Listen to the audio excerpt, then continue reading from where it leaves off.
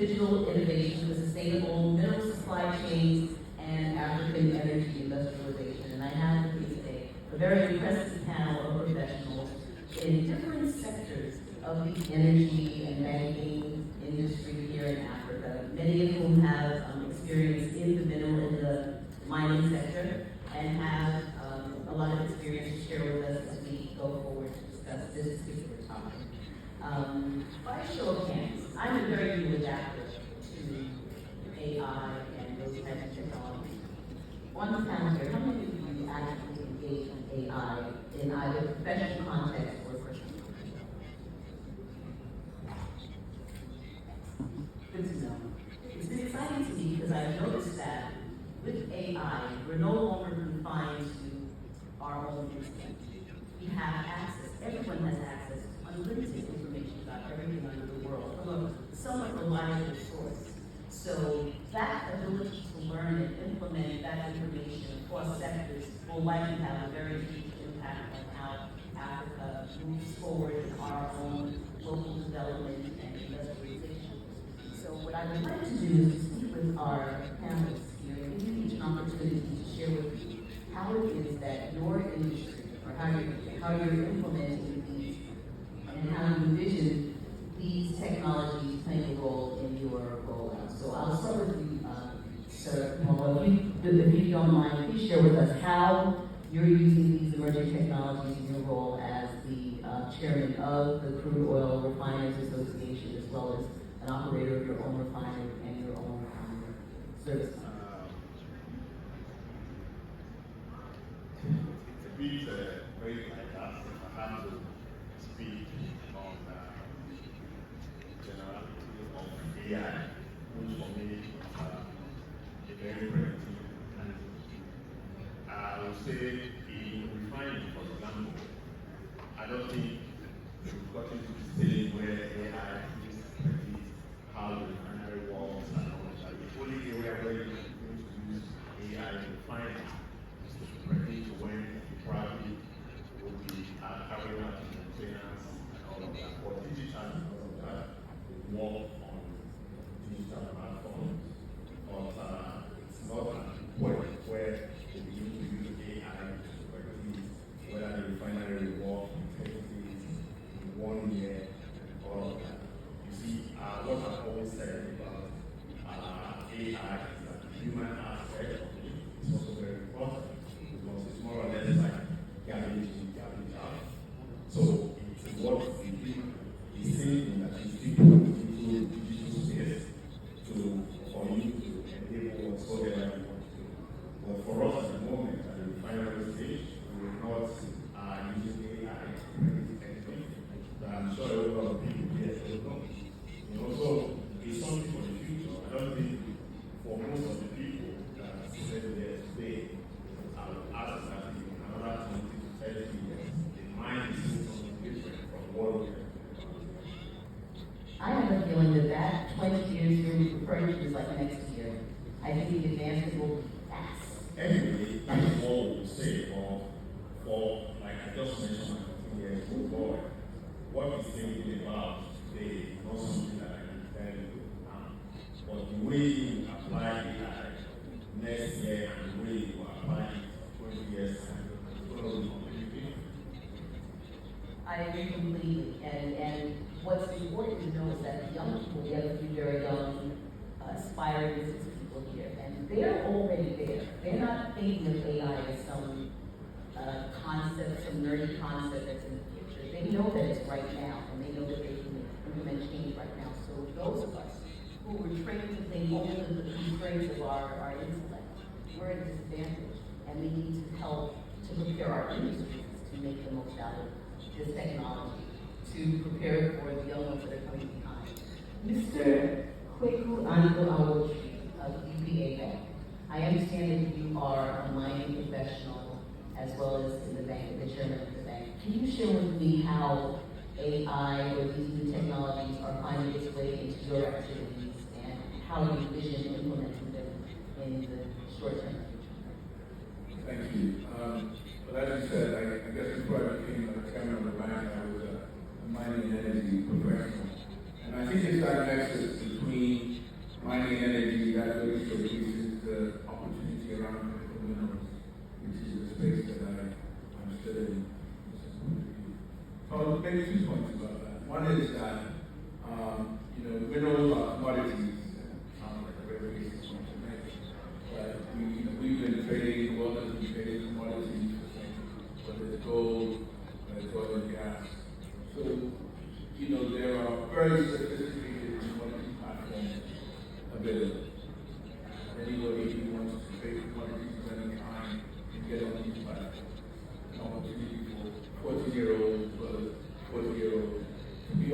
platforms that take advantage of it. What you're also finding is that, exchanges are being set up for things, one thing like agriculture, by the way, all the way to whether it's rare earths.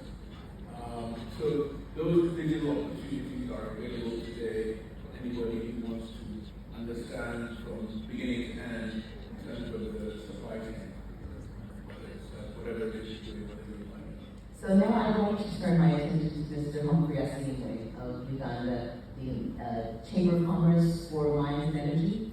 And I've had a chance to speak with you quite a bit, and what I've observed is that you are picking information from different countries, looking at the technologies that they're employing to increase traceability and sustainability and to maintain profits to the nations that are otherwise lost through whatever means. Where have you seen examples continentally, other countries, or even outside of the continent, where technology is being effectively utilized to protect the national assets? Yeah, thank you. Of course, as mentioned, the example of cobalt in Zambia and Congo is a brilliant example because the lifespan of a mining project from resource identification to the point where a mine has been built and is producing and is doing value addition on average worldwide is about 15 years. But with AI and technology world over, that is going to shrink because with the just energy transition that is carrying that, exploration is being cut short because of the use of technology. I think the other aspect is mapping because a lot of the mapping is happening, area geomagnetic surveying, ground truthing. As a matter of fact, recently in our country, Uganda, we're having a discussion with the British Geological Society because they seem to have some very reliable data that they collected during the colonial times when they were mapping the entire country. And I'm sure it's the very same thing in a number of other African countries. But when you take that data and you're able to, first of all, digitize it, and then add on any other exploration work that has been done in different pockets and different parts of the country, and be able to map it together and put and build an AI model around it, then you will come up with information, which we have seen happen. We've seen it done in Australia, for example. You will come up with information that can aid investor promotion, that any investor who is looking for information, say on lithium, or on cobalt, or on Africa's most powerful oil companies. And I wanted to find out from your perspective how African nations can balance the export of critical minerals and resources like oil with the need to meet our own domestic energy requirements and our industrialization requirements before we start looking at the requirements of our outside investors. Okay, good afternoon, and thank you, Mensah. In particular, in Angola, right now we have a decree law, a presidential decree law, for bonds. And this initiative from our government allowed, for example, SONANGOL, who is now the project for critical minerals, to implement the projects within the country. What happens is that producers are not allowed to take the ports outside of the country. And within SONANGOL, we do have a unity that is in charge of renewable energy. And they have projects on solar energy. So one of the main goals for us now is to, since we have this law implemented, allow us to go and have investors come and develop the project in SONANGOL within the country. So we are at the same time providing energy to the country and making sure that the market has sufficient energy, while at the same time we are creating jobs and we are using local government and having integration with all the other units that SONANGOL has. Thank you I have other speakers here in the audience, and maybe I'd like to give my turn to Georgette. Georgette Barnes, you are an industry that supplies to the mining sector, and I'm thinking that you might have observed opportunities where women perhaps can participate in the mining and energy sector in other ways that can help us to reach our goals of full access by a reasonable period of time. What have you observed in the mining sector as areas where women could participate either in the digital aspect or in another aspect? Thank you, Larissa, for this question. When we look at the mining and energy sector, I think that women can participate anywhere that they choose to participate. And when we speak about energy, we realize that we can be users and then as well as contribute to the production of energy. But I can give you a few examples in mining because that's where I have worked for the past 30 years. So technology in itself, as you know, female participation in mining generally, especially in the professional space, globally is about 17%. In Ghana, I think we are doing about 10% to 11%.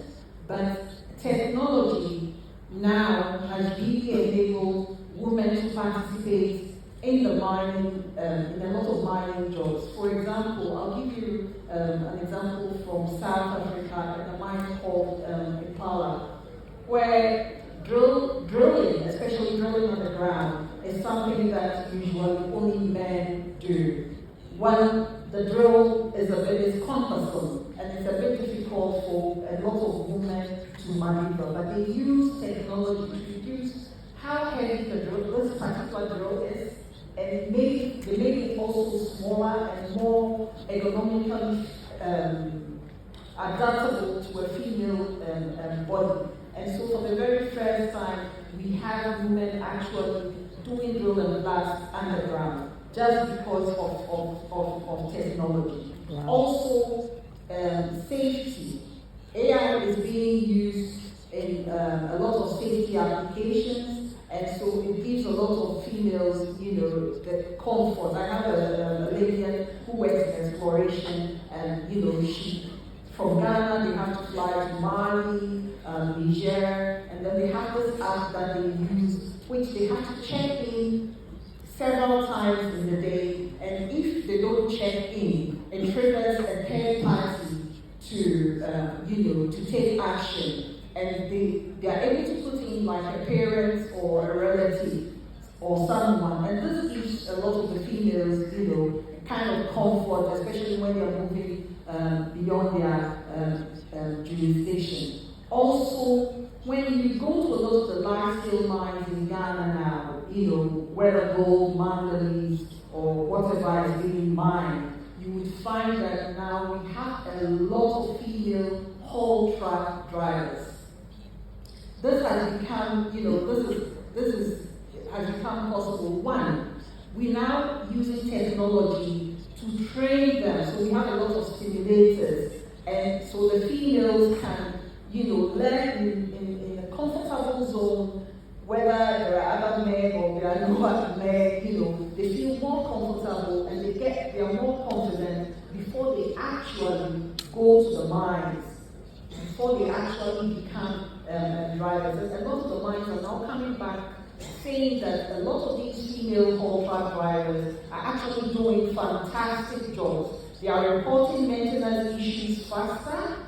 They are also introducing a sort of competition because the men are now saying, if the female haul truck drivers, can do this much, then, what about me? Apart from that, I think that technology would help, especially in the critical mineral space that is coming up. It would help to bring on board more females, because we can roll out more safe products. The transparency can also be improved. When you speak about, so we're talking about the fact that they are just commodities. Yes, they are just commodities, like you're saying, and these commodities see now, responsible sourcing is huge. It's a huge thing, traceability, blockchain, so there's a lot of young females to come on board.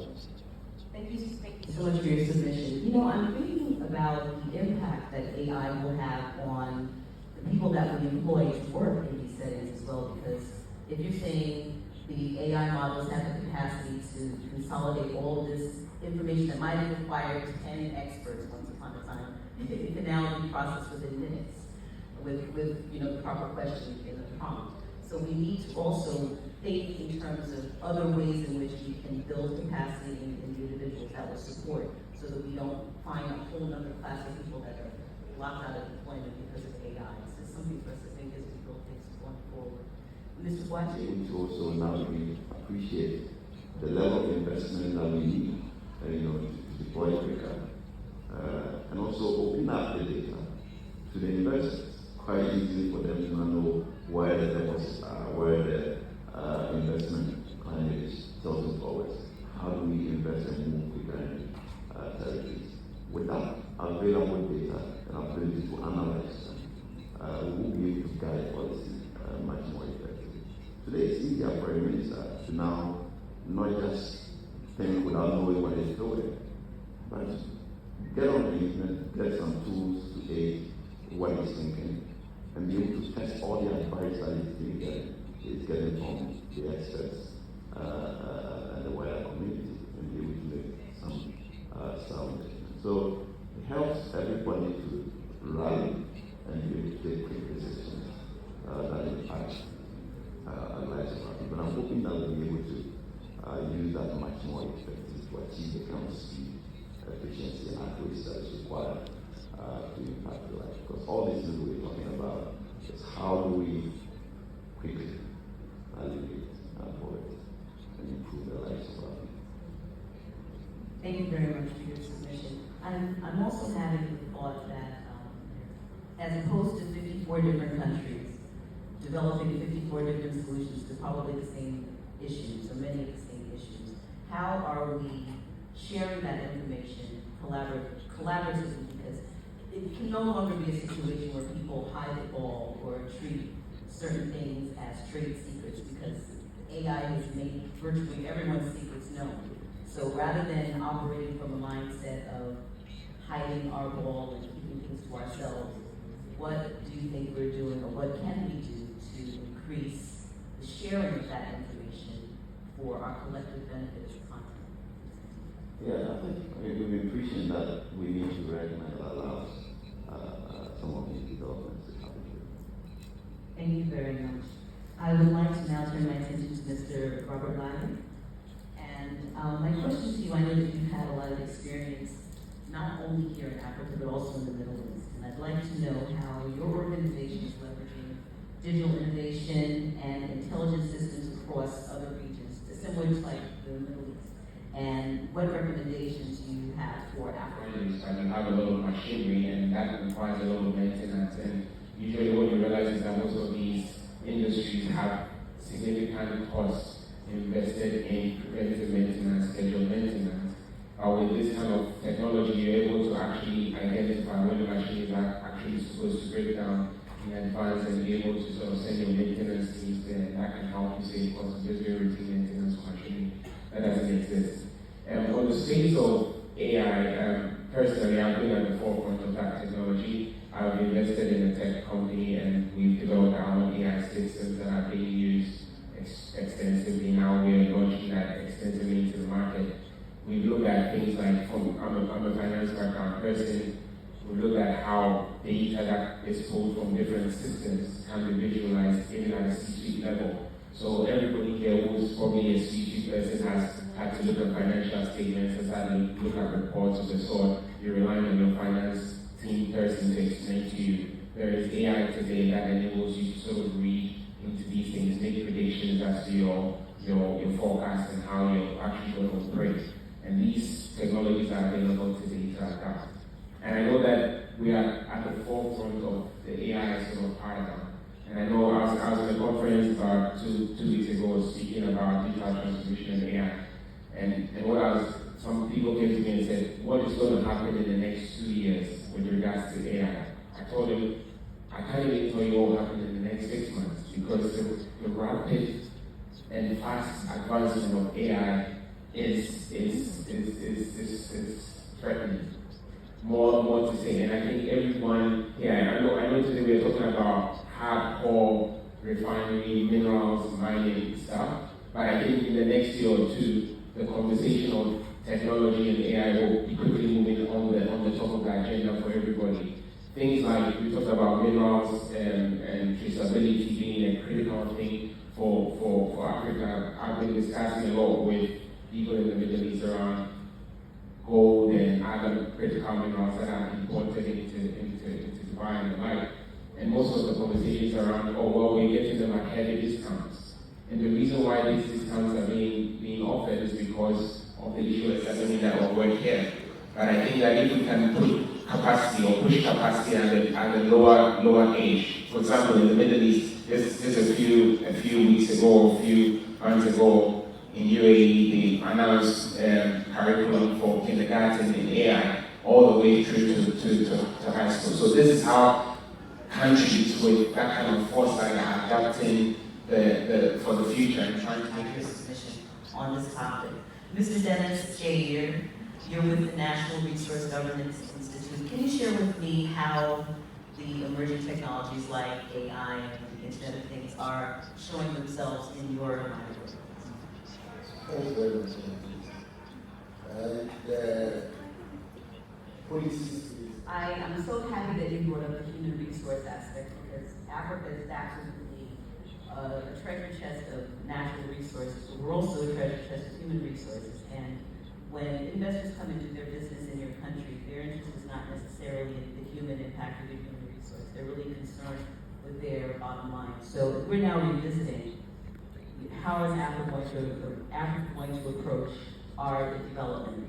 We've already seen that the energy is firmly towards we need to make sure that we utilize our hydrocarbons, drill, baby drill, gas, to act to stimulate our economies. And at the same time, not only drill, baby drill, but create platforms for even the young man that started the conversation today. He purchased a solar lamp and has brought power to his home. So we have a responsibility to create a matrix of solutions that we're all implementing at the same time while the big guys are laying the pipelines internationally. But I'm very excited about where we are right now because this is a conversation that's poised for action. We can actually take action. We have access to all of the information in the universe at our fingertips.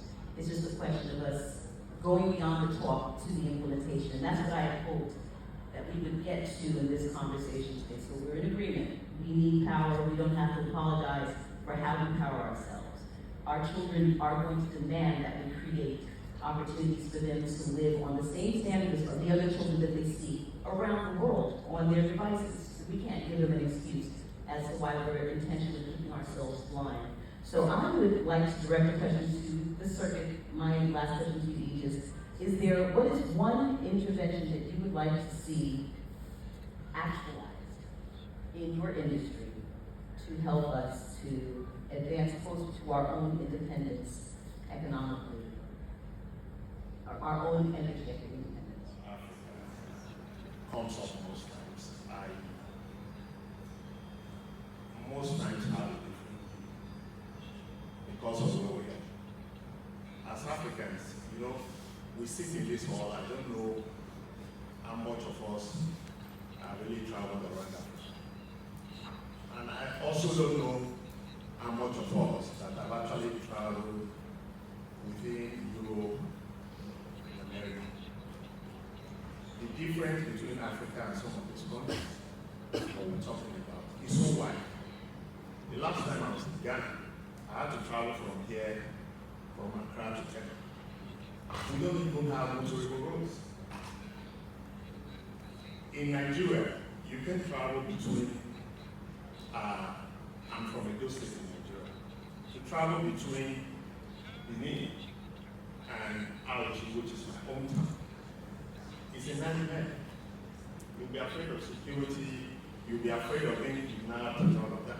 I've not gone home in the last 8 years. So, when we sit in forums like these, we discuss in Africa, we must discuss the reality of Africa. Because I heard the young man say, oh, our resources are exporting them, the technology. Are we ensuring that our children in school, they're learning engineering, they're going into technical school, preparing them for the future of Africa? No, this is not what we're doing. So most times, outside of just coming to talk at conferences, my concern is what are we implementing? We have to implement those things that will advance Africa. Thank you. Thank you very much. Very true. Very, very true. Ms. Awotwi, can you share with me one outcome that you would like to see in the short term that would help to bring you closer to your goals? So I think that the theme of this particular panel is how we leverage digital technology for minerals, critical minerals development. And there are a couple of encouraging developments worth paying attention to. I think we talked earlier about regional integration. African Free Trade, the EFCFTA, has a couple of things going on. One is called the Digital Technology Protocol. And if it gets implemented, it will allow and facilitate intra-African trade and actually increase intra-African trade by several points. It's something worth paying attention to, supporting, understanding it, because individual companies will be able to use it across countries. I think the longer term issue, which also relates to the FCFTA, is, when you look at the EU, for instance, the EU is a customs union, and they negotiate collective agreements. AFCFTA is not. And so what we find in one of the sort of conversations we have about how do we create value add for our minerals is that today we've not really done that. We export minerals in their primary shape, and that's it. And with critical minerals, the conversation is a lot more about how do we create value add, how do we add processing, etc. Thinking as a continent is very, very important, especially in this day and age. And if we're going to leverage the benefits of AI, I'll give some examples. For example, in every country, almost every country in Africa has a value addition policy that adds value to the minerals in country and only exports either finished products or refined to close to 100% as much as possible. Even though we know that in some cases for some minerals, especially some critical minerals, that is not possible because of the cost and all the other factors involved. We begin to talk together, we begin to work together on harmonizing of policies around minerals and mineral value addition, and then we can be able to get better bargaining power for our minerals. I mean, take an example of what happens with the whole story of carbon credits. So I attended a conference recently, and they were talking about what it costs for 1 ton of carbon credits from one country in Africa and the neighboring country, and the price difference is so big just because they negotiate differently. Mm-hmm. How about negotiating together? How about working together? So I believe that one of the key things that needs to happen for us as to move forward is to work together on policy, to work together on mineral value addition as a continent, to work together on being able to have infrastructure and transport systems that make sense, so that at the end of the day we can get value, we can reap value from our minerals through this just energy transition. Thank you. Thank you. I think we're all moving in the same mindset that we are powerless as individual countries, at least regionally, but ideally continentally. We need to be working as a unified force to make our requests to the world, or trade with the world on our own terms. I know that this is a difficult thing to propose, but how difficult would it be for us, just the way that they sat in the Berlin conference for 90 days or whatever it was, and carved up Africa and made these imaginary lines that hold us prisoners would it be for us to convene a similar continental conference to start really making actionable plans on how we can start trading better together, start working better together, and build better. Anyway, it's an idea that I have, and I feel that we should do what I call a continental stock taking, where we all put it on the table. Listen, this is what we have. This is what we have. This is what we have. What do you need? What do we need? How do we trade it amongst ourselves? And after we make those relationships secure, then we look at our relationships off the continent. But when your mindset is aimed at meeting someone else's criteria before you think about your own national needs, you'll always be the loser. Madame Inocencia, from SONANGOL, in the oil and gas industry, what is it that you would like to see as a project manager? What would make your life easier in terms of implementing your work for SONANGOL? Mensah, I think most of the things were already said, and I think infrastructure is key. Similar with the example that we just said here, yes, in order to be to Ghana, we also have to go outside the country to come back to here.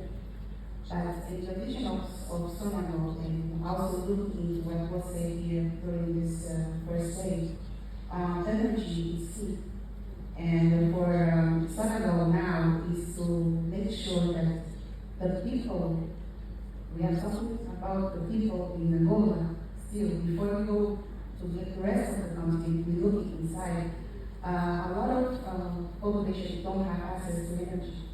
So that's why for us, the implementation of projects with using critical minerals as a source for energy, going through I have clients all over Mali, Niger, and every time we cross the country, it becomes very difficult. And the uncertainty that is, related to trying to move mining inputs and, supplies, just even in the West Africa region. I'm not even going into East Africa. So, yes, how can we deploy technology? In terms of the use of electric vehicles, and I anticipate that there will be a huge spike in conversions to batteries and e-bikes and that sort of thing in the short term. I think that's a huge opportunity for these young men that are here looking at business opportunities in the future to participate in I don't say it's a green transition, I think it's the implementation of these green solutions into our existing matrix. Mr. Laryea, would you like to share one thing? Yeah, I think one of the things which I've always felt is that the failure of any sort of transformation initiative is not necessarily the technology. It's always the leadership around that implementation. And I think I like to sort of point that out. I think that is relevant in this context. I think the challenges we've started as a continent over the years has been primarily linked to how leadership has implemented or executed on the mandates given to them. And I think that if we're going to fix that paradigm and also sort of ensure that we can enable or use technology to make a difference in our continent, then we'll have to start with leadership. And I find him to talk about policy and the impact of policy, because I believe that policy is sort of the key driver for certain things. And I think that even if African countries will adopt technology as a core pillar within the conversations they're having, if it will be even at a continent level to say, look, what critical implementations are we doing on the technology dimension? And if you come to a country level or a regional level, and that sort of cascades down right straight through, so that when you're in a country like Ghana, it's not just, okay, well, there's a ministry which is responsible for technology, but it's actually technologies embraced across all ministries. So the Ministry of Education has a core pillar of technology embedded in it, right straight through to the other sectors. Then actually we'll cascade through, we can try and realize the value of this. The issue is not the availability of the technology. Technology will evolve anyway, and it's evolving fast. We just need to have the right leadership to sort of ensure that we can adapt the technologies and really fine-tune them. And on this panel, I would like to open the floor for one or two questions. Time permits. Good afternoon, everyone. Thank you, everyone, for making this happen. So I'm telling you, representing women in energy, oil and gas, Nigeria, from Nigeria. And in the conversation of technology and every other conversation around sustainable energy, we are very particular about decarbonization.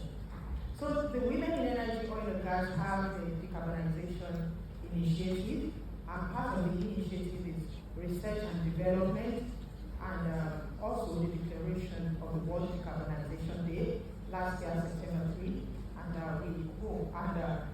we will celebrate this World Decarbonization Day globally and annually. And I'm using this opportunity to invite you all, let's do it together this year. So on research and development, we believe that we cannot progress without our local content. And if technology must come in place, we must be willing, ready, and happy to invest in research and development so we can have our own technology from our own people, for our own continent. So that is not a question per se, it is a call for our collective collaboration within and outside, because we can't do it alone.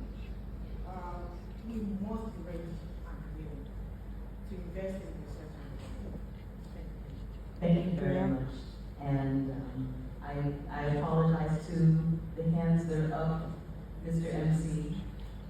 I apologize. I would like to thank you all for your presence today, and I would like to thank the panelists for your contributions. And I believe that this was a very important meeting to have, an important conversation to start. And I look forward to how this particular topic is covered next year, when everyone has realized how important